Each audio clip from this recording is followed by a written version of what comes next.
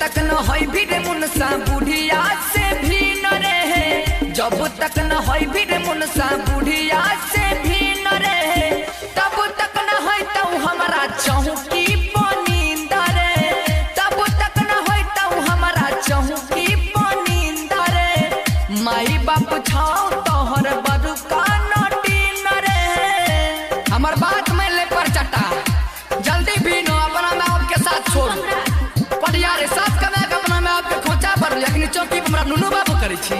नुनू बाबू बिहान हल्दी हे रे भड़वा किया हमरा बीच ललकाओ जड़ल जड़ल गाड़ी से मुँह झौसा भैंसुर मारे दौड़ा लाओ कोदारी से। हाँ हाँ हाँ हाँ किया हमारा बीच ललकाओ जड़ल जड़ल गाड़ी से मुँह झौसा भैंसुर मारे दौड़ा लाओ कोदारी से। पूरा गाँव देखाई रहो झगड़ा किसी न रहे, पूरा गाँव देखाई रहो झगड़ा किसी न रहे।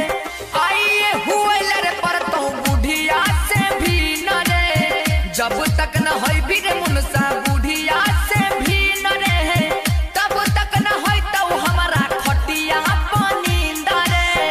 हम कुछ बोले छे हमरा मारे छी कदिया रे पर चटा अपना मैं कुछ नहीं कर छी।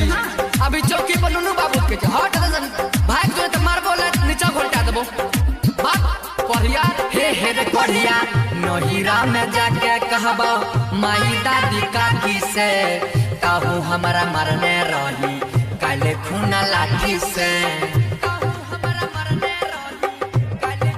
बुझना के पोता नहिरा में जाके कहबो माई दादी काकी से कहूँ हमारा मरने रही काले खूना लाठी से।